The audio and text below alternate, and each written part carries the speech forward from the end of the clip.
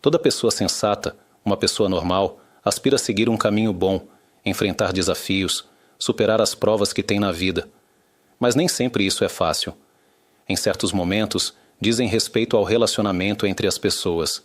Em outros, ao relacionamento da pessoa com Deus, às obrigações religiosas que ela tem, e ela sente: estou procurando aqui uma fonte de força, especialmente no que diz respeito ao caráter. Existem traços de personalidade com os quais a pessoa nasce, vive com eles, ou os aprende com outras pessoas. Maimônides escreve que existem traços de caráter inatos e outros adquiridos. Há características com as quais a pessoa nasce e que são muito difíceis de mudar. Mudar hábitos, mudar a própria natureza. E há situações em que a pessoa não nasceu assim, mas cresceu em um ambiente em que a conduta social não era correta. Acabou copiando esse comportamento para si mesma, até entrar em um estilo de vida que não é saudável. Muitas pessoas se impõem o tempo todo. Sentem que agressividade é força, que isso é sucesso, que ceder aos impulsos e aos desejos é algo natural. Vamos tentar hoje, com a ajuda de Deus, estudar 3 versículos nos quais Salomão dá força ao ser humano para enfrentar desafios, para se expressar como realmente gostaria, para alcançar um nível elevado. Diz o rei Salomão: o justo tem vantagem sobre o seu próximo, mas o caminho dos ímpios os conduz ao erro. Ou seja, saiba que quando você anda pelo caminho da justiça, pelo caminho correto, você sempre tem vantagem sobre os outros. O justo se destaca. Você está acima, elevado, em relação aos demais.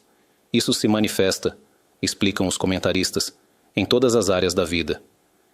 A natureza de muitas pessoas é sentir que, se eu ajo com força, com impaciência, me imponho, insisto, não estou disposto a pedir desculpas, então estou dominando os outros e tenho muito poder, muita força, diz Salomão. Não pense que isso faz de você uma pessoa grande, uma pessoa elevada. Pelo contrário, isso o diminui. A verdadeira vantagem está em quem segue o caminho da justiça. Justiça significa agir de acordo com a vontade divina. É isso que o eleva acima dos outros. Uma pessoa é elevada quando domina a si mesma, quando usa o pensamento correto. O que é certo fazer? Há coisas que você, por si só, sente o que é correto. Há outras em que você verifica o que Deus escreveu em sua Torá. Eu sinto um impulso de me vingar de alguém que me fez algo que não me agradou. Mas a Torá diz: não se vingar e não guardar ressentimento. Então eu não me vingo. É verdade que a pessoa pode, e deve, se defender. Não se vingar não significa permitir que os outros a pisem. A Torá não segue essa abordagem. Na nossa Torá existe uma lei clara. Aquele que vem para te matar, levanta-te antes e neutraliza-o. A pessoa deve se defender, deve se proteger, mas fatos que já ficaram no passado não têm nenhuma implicação para o futuro. O problema está apenas em algo interno, o desejo de vingança. A pessoa diz: Deus disse, não se vingue, então eu não me vingo. Não guarde ressentimento, nem mesmo manter no coração ódio contra alguém por algo que aconteceu há 20 anos. Isso já passou. Uma pessoa que guarda isso no coração, que conserva ressentimento, usa a expressão guardar rancor. O que significa guardar rancor? O que é rancor? Em aramaico, a palavra correspondente significa lama. Quando alguém guarda raiva contra outra pessoa, é como se tivesse, em algum canto do coração, lama acumulada ali. E ela sente que, ao não perdoar aquela pessoa que a magoou anos atrás, está prejudicando o outro. Mas, na verdade, quem fica com lama no coração é ela mesma. Uma pessoa que guarda rancor contra muitas pessoas acaba tendo um pouco de lama no coração contra este, contra aquele. Quando o coração se enche de lama, quem é o maior sofredor? Ela própria. Torna-se uma pessoa infeliz e miserável, que vê todo o mundo de forma sombria, acha que todos são ruins e que ninguém presta, porque ela guarda rancor dentro do coração. Às vezes ouvimos uma mulher dizer aos seus filhos, filhos que já são adultos, até mesmo casados: eu nunca vou perdoar a avó de vocês, a minha sogra, a mãe do pai de vocês, pelo que ela me fez depois do casamento. A sogra já está há muito tempo no mundo da verdade, e mesmo assim, ela não está disposta a perdoá-la. O que você ganha com isso? Por não perdoar? Apenas amargura que te incomoda. Tire isso do coração. Libere. Mesmo que você esteja certa, não há sentido em guardar rancor dentro do coração. Quando a pessoa se acostuma, em todas as áreas da vida, a agir de acordo com a justiça divina, o que é a orientação divina? Como Deus me diz para me conduzir? Ela se torna uma pessoa elevada, acima da média.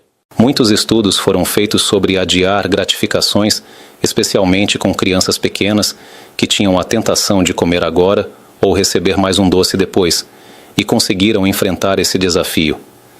Acompanhando essas crianças por décadas, viram que elas se tornaram as mais bem-sucedidas. Tinham mais autocontrole, eram mais prósperas, mais organizadas nos relacionamentos, porque quando a pessoa se educa para o autocontrole, isso não se manifesta apenas no fato de ela ter vontade de explodir com a esposa ou com alguém e conseguir se conter. É muito mais amplo. Quando você se educa para o autocontrole, isso te ajuda também a economizar dinheiro.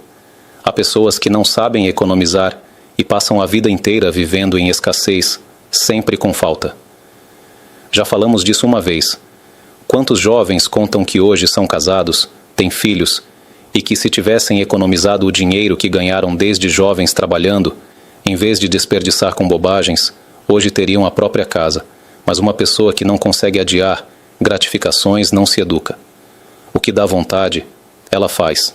Recebe o salário e já sai para uma viagem aqui, gasta ali, compra tudo o que tem vontade, paga para todos os amigos para se sentir importante aos olhos deles.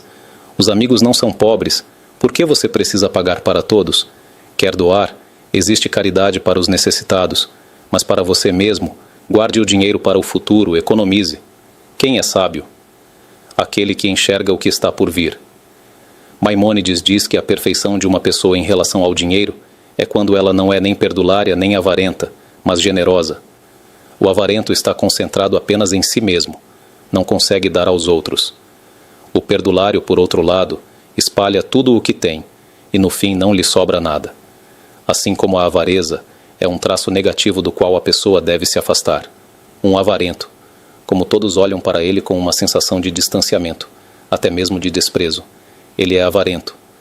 A pessoa que é perdulária, que distribui para todos e não fica com nada, costuma ser vista como importante aos olhos da sociedade. Mas Maimônides diz que isso não é correto. Da mesma forma que a avareza é um traço negativo, a perdulariedade também é. Quem não sabe guardar nada, quem não pensa no futuro, também possui um traço negativo. O caminho equilibrado e intermediário, diz Maimônides, é o caminho da generosidade. Seja generoso. O que significa ser generoso? Significa saber guardar para si o que você precisa e ainda vai precisar, pensar um passo à frente e, ao mesmo tempo, saber ajudar e dar quando é necessário dar. Seja equilibrado. Mas isso exige autocontrole, porque a pessoa nasce com certos traços de caráter. Uma pessoa que cresceu em uma casa onde viu que o pai não sabia guardar nada, recebia o salário e em 2 dias distribuía tudo, pode copiar esse comportamento para si mesma, mesmo que não tenha nascido com esse traço. Da mesma forma, alguém que se acostumou a ver pessoas avarentas ao seu redor também pode acabar se habituando a isso. A educação, diz Maimônides, exige que a pessoa se eduque a caminhar na linha do equilíbrio, a saber adiar satisfações, a controlar a si mesma, nas palavras e nas ações, diz o rei Salomão. Uma pessoa assim, que é definida como justa, que anda pelo caminho correto, tem vantagem sobre os outros. Saiba que você está elevado acima dos demais. Isso é algo que deve te dar muita força. Você quer ser uma pessoa elevada acima da média? Caminhe por esse caminho, o caminho correto e bom, conforme a orientação divina presente na Torá. Você vai se elevar. Uma pessoa assim também ganha no sentido de que não apenas sua personalidade se torna mais elevada, mas também, socialmente, sua posição cresce. As pessoas a respeitam mais. O rei Salomão conclui o versículo com as palavras: o caminho dos ímpios leva ao engano. Uma pessoa que anda pelo caminho do mal, por um caminho que não é correto, pensa que está tudo bem. Olha como eu controlo os outros. Ela se irrita e todos tremem diante dela. Basta entrar em casa e, como se diz de forma alusiva, quando o pai entra, diminui-se a alegria. O pai entra, todos ficam tensos e a alegria diminui. E ele sente que controla tudo, que está no comando. Diz Salomão: saiba que esse caminho está te enganando. No começo, ele parece fazer de você alguém grande, um herói, forte, poderoso, agressivo. Mas isso não leva hasta um bom lugar. Leva a um ponto em que, quando os filhos crescerem, eles vão se afastar do pai, porque esse pai os dominou pela força. O Rabino Wolbe tem um livro chamado Folhas de Boi, um livro impressionante pela profundidade na área da educação. O Rabino Wolbe também disse e escreveu que uma criança é como uma mola que, quando é pressionada e comprimida, quanto mais você a aperta, no momento em que ela é solta, mais longe ela salta. Vamos imaginar uma família que comprou um sofá novo. Não estamos falando de uma família rica. Existem famílias ricas que não têm problema algum em trocar a sala frequentemente, mas de uma família que ficou 15 anos sem trocar o sofá, até conseguir economizar dinheiro e finalmente comprar um novo. E quando o sofá chega, aliás, essas pessoas ficam muito mais felizes com um sofá novo do que muitos ricos. Um rico que troca tudo a cada poucos meses com um simples telefonema, quando o sofá chega, dá uma olhada rápida e volta aos seus assuntos. Não há emoção, não há entusiasmo. Pessoas que sentem falta das coisas, quando finalmente recebem, experimentam um nível de prazer muito maior. O sofá novo chegou, ainda com os plásticos na sala. A mulher, toda animada, chega, tira todos os plásticos, vê o sofá bonito, fica feliz. É exatamente o que ela queria. Ela se senta na cozinha para tomar uma xícara de café e, de repente, ouve barulhos estranhos vindos da sala. Entra na sala e vê o filho de 3 anos, com os sapatos, pulando em cima do sofá novo e deixando marcas por todo lugar onde pisa. Um sofá branco. Ela sente que vai perder a cabeça, sair do controle. Pode acabar explodindo com palavras duras, talvez até batendo na criança. Diz o Rabino Wolbe: entre na cabeça da criança. Para você, é óbvio que não se pula em um sofá. Mas para essa criança, existe um princípio fundamental, aquilo que para nós, adultos, é óbvio, por causa de décadas de experiência, para a criança é um decreto novo e incompreensível. Se ele pudesse explicar, diria: mamãe, eu não entendo por que você está tão brava. Ontem você me levou a um colchão elástico e quando eu pulei bem alto você bateu palmas para mim. Então qual é a diferença? Como ele pode saber que sofá é algo diferente e que não se pula? Ensine-o. Explique. Faça com que ele entre no clima e no caminho de como deve se comportar. Esse princípio também é válido na educação dos filhos e ainda mais na vida conjugal, algo que tem tudo a ver com a harmonia no lar. Quando as pessoas não entendem o que o outro está sentindo por dentro, podem chegar a lugares muito baixos de conflito. Mas quando alguém tenta sentir o que o outro sente, tudo fica muito mais fácil. Contou um dos conselheiros matrimoniais de Jerusalém. Ele é um estudioso da Torá e também conselheiro conjugal, que um homem chegou até ele dizendo que tinha muitos conflitos com a esposa. Ela estava se aproximando do 9º mês de gravidez e a casa não funcionava. Ele passava o dia todo no trabalho. Quando voltava, havia louça na pia. A casa estava desorganizada e ele reclamava disso. Ela dizia que estava fraca e ele respondia que ela estava exagerando. Ele perguntou ao rabino o que deveria fazer. O rabino lhe disse: vou te responder daqui a 3 dias, mas tenho um pedido. Quando você sair daqui agora, no fim da rua há uma loja de verduras. Entre lá, compre uma abóbora ou uma melancia, o que você preferir. Coloque debaixo da camisa e prenda com um cinto. Ande com isso por 3 dias na rua, durma com isso, vá trabalhar com isso. Depois de 3 dias, volte e me pergunte o que responder à sua esposa. Ela está chegando ao 9º mês. O que você espera dela? Tente entendê-la. A grandeza da pessoa é tentar sentir o que o outro sente e se conduzir de acordo com o mundo emocional do outro. Não o que eu sinto, mas como a criança se sente, como minha esposa se sente, como ele se sente no trabalho. Alguém que brigou com a esposa de manhã chega ao trabalho triste e irritado, e então acaba explodindo. Tente entender os outros. Você vai ganhar muito com isso.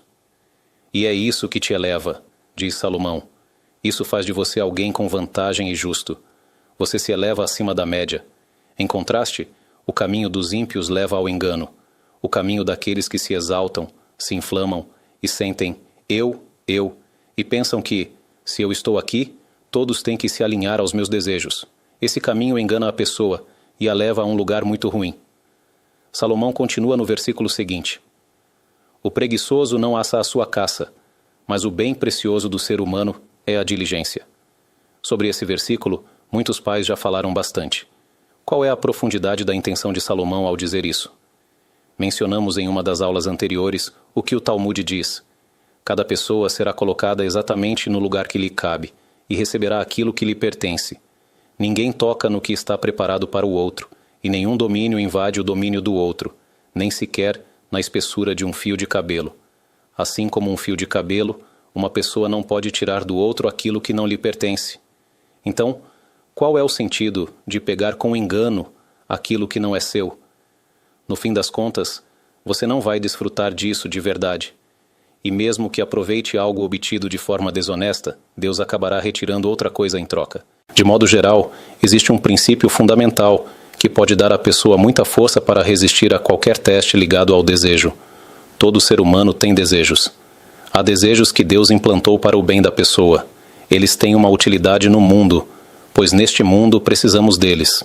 Por exemplo, existe o desejo de comer, que é algo bom. Deus organizou de tal forma que a comida também seja saborosa. Na bênção após a refeição, dizemos que Ele sustenta o mundo com graça, bondade e misericórdia. O que é graça? É o fato de Ele fazer a comida colorida, saborosa, para que a pessoa também sinta prazer ao comer. Ele poderia ter criado o mundo de um jeito em que o alimento dos seres humanos fosse como abastecer um carro em um posto de gasolina. Uma vez por dia, você iria até um tubo, conectaria, encheria o tanque e teria energia para o dia inteiro. Você funcionaria, mas não teria prazer nenhum com a comida. Deus organizou o alimento com graça, bondade e misericórdia, para que a pessoa tenha prazer. E isso é algo benéfico, pois dá mais vitalidade, mais vida e mais satisfação enquanto se vive neste mundo. Ao mesmo tempo, nisso também existe um tipo de prova. Todo desejo que existe no mundo, por um lado, foi criado para uma finalidade positiva. Há pessoas que estão sem ânimo, preocupadas com alguma coisa e acabam não conseguindo comer. Mas quando se traz um alimento saboroso, que elas gostam, então comem e o corpo recebe o que precisa. Às vezes fazem isso com pessoas em depressão ou com idosos. Tentam descobrir qual é o alimento de que mais gostam e trazem esse alimento, pelo menos para que comam algo. Portanto, o desejo de comer tem várias razões. Uma delas é espiritual, para que a pessoa enfrente um teste. Existem alimentos permitidos e alimentos proibidos. Quando a pessoa enfrenta o teste e come apenas o que é permitido, ela merece recompensa. E mesmo dentro do que é permitido, surge outra questão: a quantidade. Ela come de forma dominada pelo desejo, prejudicando o próprio corpo, ou come na medida certa, para que o corpo funcione adequadamente. Assim como os princípios que Maimônides nos ensinou sobre como preservar a saúde do corpo, todo desejo e todo prazer que existem no mundo também possuem uma utilidade. Porém, há desejos nos quais a pessoa sente um impulso para algo proibido. Ela sabe que é proibido, sabe que não é bom, que a Torá proíbe, que isso pode lhe causar dano pessoal, mas naquele momento o desejo arde dentro dela e ela sente: não consigo me controlar, o que eu faço agora? Um bom conselho é que a pessoa diga a si mesma o seguinte: eu acredito no Criador do mundo e acredito no que está escrito na Torá, que no início do ano todos os sustento e provisões de uma pessoa são determinados para ela até o início do ano seguinte. Eu sei que esse é o dia em que o primeiro ser humano foi criado e que nesse dia Deus julga todos os seres humanos. Como a Mishnah diz, todos os habitantes do mundo passam diante dele e ele determina o que acontecerá com cada um. Quando Deus decide, no início do ano, o que será de cada pessoa, ele não determina apenas quanto dinheiro ela terá, mas também quantos prazeres ela terá ao longo do ano, do que ela vai desfrutar, em que medida vai desfrutar. Tudo isso já é definido nesse dia. Quanto cada pessoa merece desfrutar naquele ano, em maior ou menor intensidade. Tudo isso é determinado por Deus. Aquilo que foi decretado para mim no início do ano, que eu desfrute neste ano, eu receberei com certeza. A minha escolha é apenas se vou desfrutar de forma proibida ou permitida. Quando a pessoa entende isso, Fica muito mais fácil vencer um desejo, porque existe agora um prazer que é proibido fazê-lo. A Torá diz para não fazer. Mas eu tenho vontade, tenho uma chama interna. Então a pessoa diz a si mesma: se agora eu me dominar, eu receberei isso em dobro. O Criador do mundo tem caminhos para me conceder o prazer, e isso já foi decretado para mim no início do ano. Então é certo que eu vou desfrutar. Por que desfrutar de forma proibida? Vamos guardar isso para desfrutar de forma permitida, e até com mais intensidade. Além disso, eu ainda ganho recompensa por ter vencido o impulso negativo, o que representa um lucro duplo. Pelo fato de ter me dominado agora, eu recebo recompensa, e ao mesmo tempo não perco o prazer. Isso é algo especialmente relevante para solteiros e solteiras. Às vezes existem provas difíceis ligadas a diferentes desejos, mas quando a pessoa diz a si mesma: o Criador do mundo tem caminhos para me dar os prazeres que me foram decretados no início do ano. Isso pode vir por um caminho, pode vir por outro.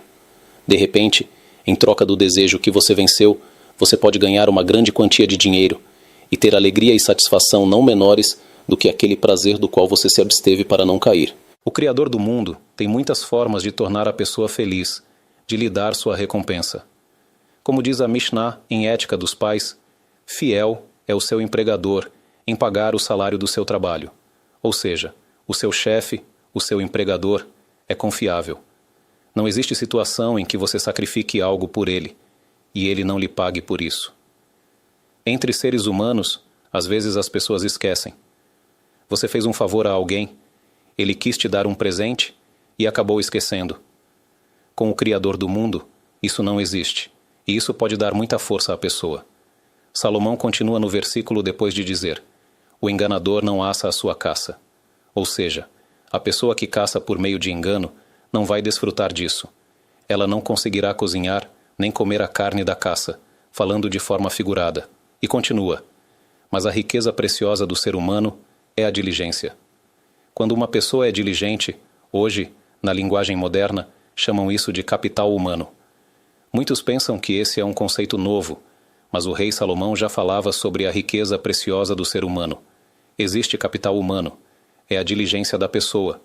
Quem não é íntegro procura obter riqueza por meio de engano, o chamado dinheiro fácil. Mas disso você não vai desfrutar. Já a pessoa íntegra, a sua verdadeira riqueza é a diligência. Porque se você não é preguiçoso, se é ágil, ativo, disposto a agir e fazer, isso também está ligado ao modo de pensar. Pensar. Quando se trata de sustento, existe o que hoje chamam de pensar fora da caixa. Quantas pessoas cresceram em extrema pobreza, mas tiveram uma ideia brilhante que outros não tiveram, iniciaram um determinado movimento e se tornaram pessoas extremamente ricas. Isso exigiu esforço, exigiu pensamento profundo, exigiu iniciativa, ação, trabalho árduo.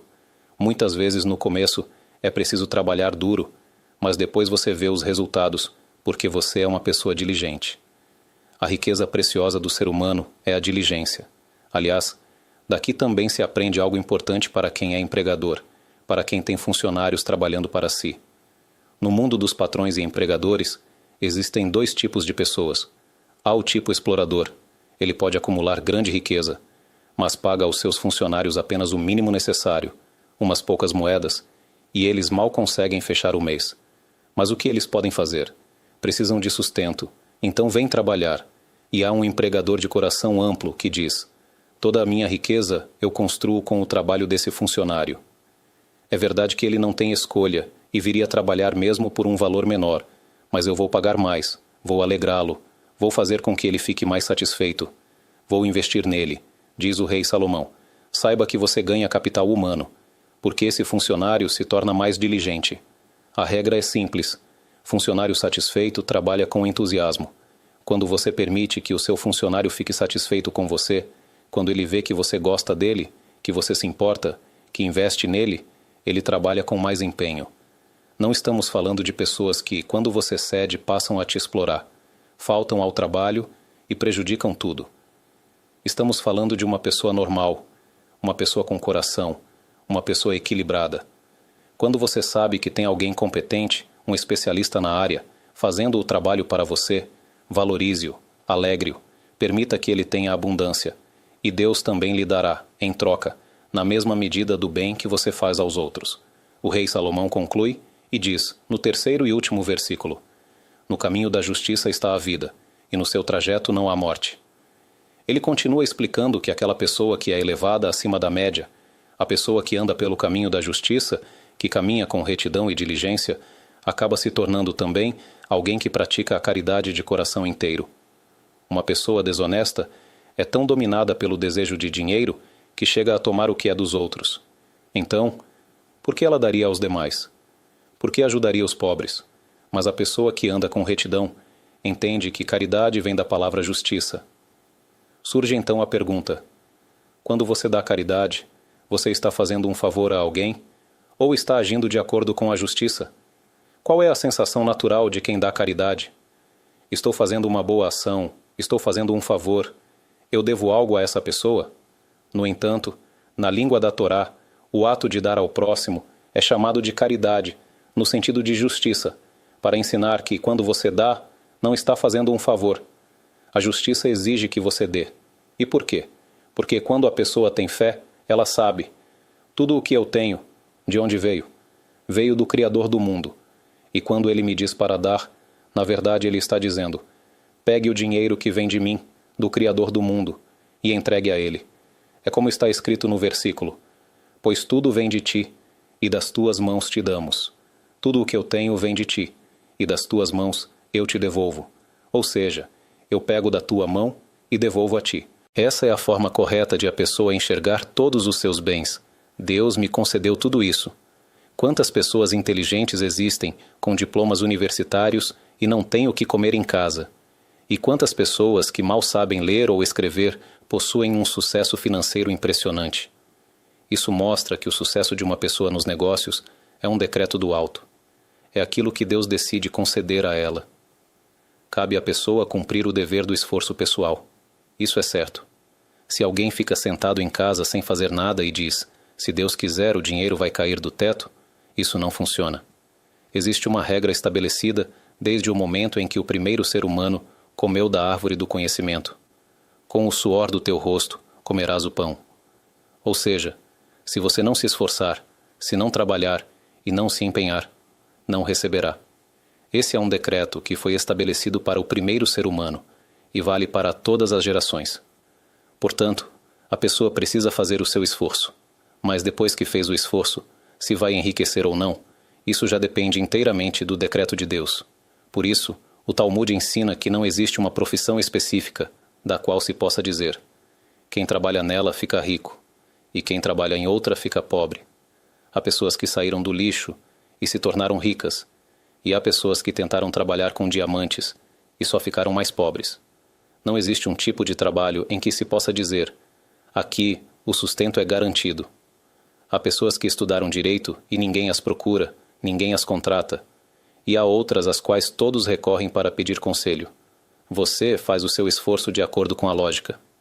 Aliás, existe uma pergunta muito comum. Muitos jovens perguntam: estou agora em uma encruzilhada. Qual profissão devo escolher? Em que tipo de trabalho devo entrar? Tenho várias opções. A regra para isso é verificar um tipo de trabalho que reúna alguns fatores. Primeiro fator: que você goste de fazer aquilo. Que mesmo se não fosse pago, você teria prazer em fazê-lo. Só que, como é preciso viver, também existe pagamento. Que prazer é quando a pessoa acorda de manhã e vai trabalhar em algo que sente. Mesmo sem dinheiro, eu faria isso, porque gosto. Geralmente, são trabalhos que envolvem algum tipo de ajuda às pessoas, um desejo de contribuir. Isso é algo maravilhoso. Existem muitas áreas de auxílio ao próximo, seja ajuda material, seja ajuda espiritual. Quando você vê que as pessoas ficam satisfeitas com o trabalho que você faz, isso traz realização pessoal. Segundo fator: que exista demanda, que exista mercado. Não faz sentido escolher um trabalho sem procura. Por exemplo, já ouvi várias vezes casos de pessoas que gostam de pintar, adoram desenhar ou gostam de música, mas não há demanda pelos quadros que produzem. Elas podem passar o dia inteiro pintando, sentindo prazer nisso, mas não há sustento. Ou gostam de música, produzem música, mas ninguém ouve o que fazem. Nesses casos, a pessoa precisa ser realista e escolher um tipo de trabalho que ela goste de fazer e que também tenha procura, que gere uma renda adequada. Terceiro fator: se houver várias opções, procurar um trabalho que não escravize a pessoa de forma exagerada, a ponto de ela ficar totalmente presa ao trabalho. Existem trabalhos que transformam a pessoa em alguém escravizado, sem vida. Ela não consegue rezar em uma sinagoga, não consegue participar de uma aula de Torá, não tem tempo para a esposa, não consegue sentar com os filhos, não existe vida. É verdade que entra muito dinheiro, mas é preciso lembrar sempre: dinheiro não é o objetivo. Dinheiro é uma ferramenta para viver bem. Se você conquistou a ferramenta, mas não vive bem, não vê os filhos, não tem tempo para conversar com a esposa e ela vive reclamando: quase não te vejo. Então, o que saiu de todo esse dinheiro que entrou? Você enriqueceu, conseguiu a ferramenta, mas não alcançou o objetivo de uma vida feliz, de uma vida boa. Não há tempo para a sua espiritualidade, para aulas de Torá, para o crescimento pessoal, para o estudo em grupo. Isso não é vida. A pessoa deve procurar um trabalho que reúna o máximo possível desses elementos. Algo que ela goste de fazer, que tenha mercado e renda e que também lhe permita ter tempo para a vida espiritual e familiar. Existem situações em que não há escolha. É preciso sustentar a família, e a pessoa é obrigada a trabalhar muitas horas, o que acaba prejudicando outras áreas da vida. Isso faz parte da realidade. Mas, idealmente, ao escolher uma profissão, deve-se agir como quem é sábio e enxerga o que está por vir. Quando falamos de jovens, eu sempre digo uma boa sugestão. Antes do casamento, enquanto ainda não se está preso a uma vida conjugal e familiar, reserve um período de tempo para estudar. 1 mês, por exemplo. Há pessoas que saem para cursos de 3 meses, tiram licença do trabalho. Então, faça o mesmo. 1 mês, 3 meses, vá para uma instituição de estudos, depois volte ao trabalho, continue trabalhando. Mas você terá adquirido ferramentas, como estudar textos fundamentais, ética, conduta, visão de vida. São coisas que constroem a pessoa de uma forma extraordinária, proporcionando uma vida completamente diferente. Não se pode permitir que a pessoa viva como o profeta Jeremias reclamou a respeito do povo de Israel. Todos retornam à sua corrida como um cavalo que se lança à batalha. Quando Jeremias sofria com a situação do povo, ele dizia: eles não têm tempo para pensar. São como um cavalo que corre para a guerra. O que é um cavalo que corre para a guerra? Na época em que as batalhas eram travadas com cavalos, você via os cavaleiros galopando rumo ao combate, e o cavalo, tomado pelo ímpeto, corria com entusiasmo para a frente, sem saber que talvez não voltaria. Para onde você corre com tanta empolgação? Quantos cavalos morreram nas batalhas? Mas o profeta Jeremias diz que a situação do povo no final do período do primeiro templo, antes de o templo ser destruído, era essa: como um cavalo que se lança à guerra. Eles não pensam, não refletem. Acordam de manhã, vão trabalhar, seguem uma rotina, voltam para casa, dormem e assim seguem. Pare. Faça um exame de consciência. Verifique o que é certo, o que é bom. Às vezes é preciso recalcular a rota, mudar de direção. Quando a pessoa tem esse tempo fixo para o estudo, para a construção da sua estrutura espiritual, e não apenas para a busca do sustento, ela ganha em tudo. Agora vamos voltar às palavras de Salomão quando ele fala sobre caridade. Ele diz que a pessoa que anda pelo caminho da justiça, que é diligente, reflexiva, cheia de discernimento e que se eleva acima da média, encontra vida no caminho da caridade e que o trajeto desse caminho não leva à morte. Caminho significa trajeto, mas qual é a diferença entre caminho, trilha e vereda? Uma trilha é um percurso estreito, onde quase não se vêem pessoas. Às vezes existem trilhas assim, estreitas, sinuosas, passando por campos, onde quase ninguém anda. Por que se chama trilha? Porque quem passa por ali é como um visitante. Não é confortável estar ali. O caminho é estreito, cercado por campos, e a pessoa logo quer terminar e sair dali. Pouca gente passa por ali, como um visitante ocasional. Já um caminho é um espaço amplo, por onde muitos passam. Por isso é chamado caminho. Muitos pisam ali. E dentro desse caminho existem veredas, faixas, rotas específicas. Veredas dentro do caminho principal. Diz Salomão que essa pessoa, no caminho da caridade, encontra vida, mesmo quando dá caridade de forma discreta, como em uma trilha lateral, afastada. Os comentaristas explicam que ele escolheu justamente o exemplo de uma trilha estreita, onde quase não passam pessoas, para ensinar como se deve dar caridade. Quando você dá caridade, não dê em público diante de todos, pois isso envergonha a pessoa que recebe. Existem famílias necessitadas, especialmente antes das festas, que precisam de ajuda. Antigamente, era comum distribuir caixas de alimentos. As pessoas iam a um ponto de distribuição, pegavam as caixas, e isso era positivo, pois tinham comida. Com o tempo, percebeu-se a necessidade de mudar esse método. A maioria das organizações passou a distribuir vales de compra entregues diretamente nas casas das famílias. Ou seja, não se entrega dinheiro em espécie, porque com dinheiro não se pode saber o que a pessoa fará. Há quem não saiba administrar dinheiro e acabe gastando com coisas desnecessárias. Como o objetivo é que a família compre alimento, entregam-se vales de compra. Quando uma pessoa dá caridade, deve tomar cuidado para não envergonhar quem recebe. Maimônides escreve que existem vários níveis de caridade. O nível mais elevado é quando quem doa não sabe para quem doou, e quem recebe não sabe de quem recebeu. Esse é o grau mais alto. Vamos explicar. Suponha que na sinagoga onde você reza, exista uma família necessitada. Você a conhece. Pela aparência das crianças, pela situação da casa, você percebe que a renda é baixa, que há dívidas e muitas despesas. Você decide ajudar. Se você for até essa pessoa e entregar o dinheiro diretamente, talvez ela aceite. Mas toda vez que ela te vir, o que vai sentir no coração? Um desconforto. Esse é o homem que me deu caridade. E você, ao vê-la, o que sente? Não necessariamente, mas pode surgir um sentimento de superioridade. Eu ajudei essa pessoa. Então você pensa em outra opção, entregar o dinheiro ao responsável da sinagoga e pedir que ele ajude aquela família sem dizer quem foi o doador. Assim, quando vocês se encontram, a pessoa não se sente envergonhada diante de você, porque não sabe que foi você quem ajudou. Mas ainda assim, você sabe que ajudou. E isso já não é o nível máximo. O nível mais elevado de caridade é quando você diz ao responsável: pegue esse dinheiro e ajude uma família necessitada, mas não me diga quem é, eu não quero saber. Esse é o grau mais alto de caridade. Quem doa não sabe para quem doou, e quem recebe não sabe de quem recebeu. Esse nível elevado leva a pessoa a uma grande elevação interior, pois ela deu sem se sentir superior aos outros. Por isso Salomão fala de uma trilha lateral, um lugar onde as pessoas não veem. No caminho discreto da caridade, a vida. Saiba que esse caminho da caridade traz vida. O que significa vida? Não apenas que você deu vida ao outro, mas que você mesmo recebe vida. Está escrito que a caridade salva da morte. Quando uma pessoa dá aos outros, Deus age com ela, medida por medida.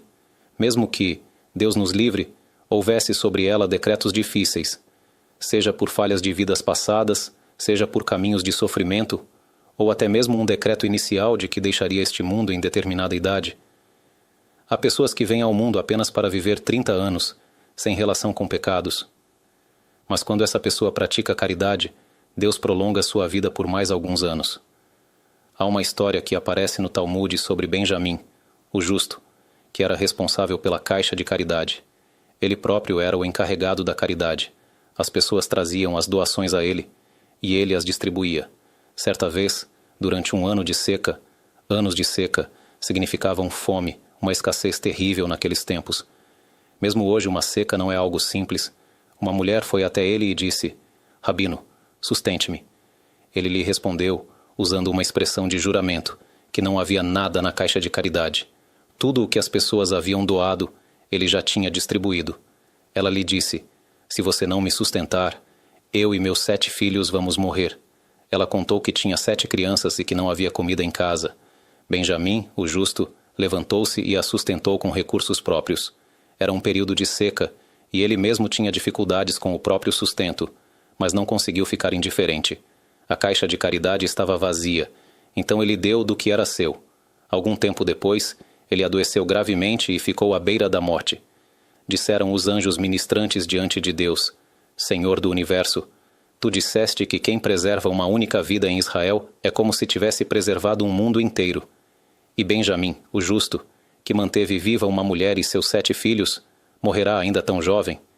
É verdade que havia um decreto de que ele morreria naquela idade, mas ele salvou vidas. Imediatamente, o decreto foi rasgado, e foram acrescentados a ele 22 anos de vida, 22 anos a mais, por ele ter superado todas as dificuldades e sustentado aquela família. Por isso, o rei Salomão diz aqui: no caminho da caridade há vida. No caminho da caridade, você recebe vida. Você sente que está fazendo o bem aos outros, mas saiba que, na verdade, você está dando vida a si mesmo. E o trajeto desse caminho não leva à morte. Mesmo que houvesse um decreto sobre a pessoa, por exemplo, ela viajaria para algum lugar, e, segundo o decreto divino, poderia se ferir ali, esses decretos são anulados. Muitas vezes, a pessoa nem sequer percebe que um milagre aconteceu com ela. Em alguns casos, ela percebe que houve um milagre, mas não sabe qual foi a razão. No céu, porém, a razão é conhecida. Assim como o Talmud conta sobre Samuel e seu pai. Samuel foi um dos grandes sábios de Israel no período do Talmud. O Talmud se estende por várias gerações, e em sua geração, Rav e Samuel eram os maiores sábios. Samuel também dominava todas as ciências, tinha grande conhecimento em astronomia, e era um médico excepcional. Há no Talmud relatos impressionantes sobre seus métodos médicos e sobre seu entendimento dos astros. Por exemplo, foi citado um de seus ensinamentos em um livro conhecido. O Talmud diz que Samuel testemunhou sobre si mesmo: são claros para mim os caminhos do firmamento como os caminhos da cidade onde moro. Ou seja, ele conhecia os trajetos das estrelas no céu como conhecia as ruas da cidade em que vivia, na Babilônia. E esse mesmo Samuel diz no Talmud: o que é o aglomerado de estrelas chamado Quimá? Existe um conjunto de estrelas conhecido hoje como Pleiades. A olho nu, normalmente se vê em 6 estrelas. Quando o céu está muito limpo, é possível identificar uma 7ª. Em japonês, como esse conjunto é chamado? O nome é Subaru. É exatamente esse conjunto de estrelas que deu origem ao símbolo da conhecida empresa automobilística. A olho nu, vê-se 6 estrelas. Em condições ideais, percebe-se uma 7ª. Mas, segundo a descrição no Talmud, Samuel disse: o que é Quimá? Cerca de 100 estrelas. Ele explicou que existe uma ilusão óptica. De acordo com seus cálculos, há ali aproximadamente 100 estrelas, apenas não visíveis a olho nu. O comentarista medieval explica que o poder desse conjunto está nas estrelas centrais, mas trata-se de um aglomerado que contém muito mais estrelas. Durante gerações, astrônomos que leram essas palavras no Talmud questionaram: como isso é possível? São apenas suposições? Como alguém poderia saber disso? Até que, algumas décadas atrás, foi enviado ao espaço um telescópio espacial. Fotografar a partir da Terra é limitado pela poeira da atmosfera, que distorce as imagens de longa distância. Mas, a partir do espaço, as imagens são nítidas. Quando os cientistas direcionaram a lente do telescópio para esse conjunto de estrelas, não acreditaram no que viram. Exatamente como Samuel havia dito, aquele aglomerado contém um número enorme de estrelas. A imagem foi publicada e mostra claramente o quanto Samuel realmente possuía um conhecimento profundo, tanto a partir da sabedoria da Torá, quanto de seu vasto saber geral. De qualquer forma, Samuel foi um dos grandes sábios de Israel naquela geração, e havia também um grande sábio não-judeu na Babilônia, chamado Avelat. Ele tinha um profundo conhecimento em astrologia. Existe a astronomia, que é o estudo dos astros do ponto de vista natural, e existe a astrologia, que trata da influência dos astros sobre a vida das pessoas. Esse Avelat era um grande astrólogo. O Talmud conta que certo dia, os dois estavam andando pelas ruas da cidade. Eles se encontravam com frequência e conversavam sobre assuntos de sabedoria. Avelat admirava muito a inteligência e o conhecimento de Samuel. Enquanto conversavam, passou por ali um grupo de trabalhadores a caminho do rio Tigre. Às margens do Tigre crescem muitos juncos, e o trabalho deles era cortar esses juncos, amarrá-los em feixes e vendê-los no mercado. Era o sustento deles, pessoas simples e pobres que estavam indo para o trabalho. Avelat disse a Samuel: você está vendo aquele homem ali com a camisa daquela cor? Pelo que eu vejo no mapa astral dele, hoje ele vai até o rio e não vai voltar, porque será picado por uma cobra. Onde existem hoje astrólogos capazes de acertar com tamanha precisão um dia específico, uma pessoa específica e até a forma como ela morreria, Por uma cobra? Samuel respondeu: Se ele for judeu, não tenha tanta certeza. Eles combinaram de se encontrar novamente à tarde. Quando se encontraram mais tarde, viram os trabalhadores voltando do trabalho, com os feixes de juncos nos ombros, e aquele homem estava entre eles. Avilat não acreditava no que via e disse: Eu nunca errei nas minhas previsões. Os dois, os grandes sábios da cidade, aproximaram-se do grupo. Avilat se dirigiu àquele homem e disse: Desça o feixe do seu ombro e abra as amarras. O homem não entendeu o motivo, mas fez o que lhe pediram. Avilat mexeu entre os galhos e encontrou ali uma cobra venenosa, cortada ao meio, morta. A cobra havia sido cortada enquanto ele cortava os juncos. Samuel então disse: Eu sabia que ele não morreria por uma cobra. E perguntou ao homem: Você fez hoje alguma boa ação? Conte-me um pouco. O homem respondeu: Entre nós existe um costume. Como todos somos pobres durante a pausa do trabalho, a pausa para comer, ninguém tem dinheiro para uma refeição completa. Então fizemos um acordo. Cada um traz algo de casa. Quem tem mais galinhas traz ovos. Outro traz um pedaço de pão. Outro traz alguns legumes. O que tiver. Na hora da pausa, uma pessoa pega a bandeja, passa entre todos, cada um coloca o que trouxe, e depois preparamos uma refeição simples e comemos juntos. Ele continuou: Hoje, quando passei entre os colegas, cheguei a um deles e vi que ele ficou vermelho de vergonha, porque não tinha absolutamente nada para colocar. Eu não disse uma palavra. Coloquei do meu próprio alimento em dobro, no lugar dele, e depois distribuí para todos. Ninguém percebeu. Você perguntou se eu fiz uma boa ação hoje? Foi isso que eu fiz. Samuel lhe disse: Ou seja, você cumpriu a caridade sem envergonhar uma pessoa. Sobre isso está escrito: a caridade salva da morte. É exatamente isso que está sendo dito aqui. Mesmo quando uma pessoa anda por um caminho em que Deus nos livre, havia um decreto de morte, o caminho da caridade, a salva da morte. Esse decreto é anulado. Em resumo, o mais sábio de todos os homens aconselha aqui qualquer pessoa que enfrenta provas na vida, desafios, impulsos, dificuldades. Ele diz: saiba que quanto mais você andar por um caminho bom, maior será a sua vantagem sobre todos. Como foi dito no primeiro versículo, o justo tem vantagem sobre os outros. Quando você é justo, você se eleva acima de todos. Leve a si mesmo por um caminho de entendimento correto, com um percurso saudável. Agir com retidão, ser diligente, não se apoiar em meios inadequados no seu comportamento, adiar satisfações da forma correta, ajudar os outros com caridade. Uma pessoa assim merece que tudo lhe vá bem, tanto neste mundo quanto no mundo futuro. E essa própria reflexão dá força ao ser humano para enfrentar as provações. Encerramos com uma bênção: que as palavras da Torá sejam para o sucesso de todos os que nos assistem, onde quer que estejam, e que Deus proteja o povo de Israel e os soldados de Israel por muitos e bons anos. Amém.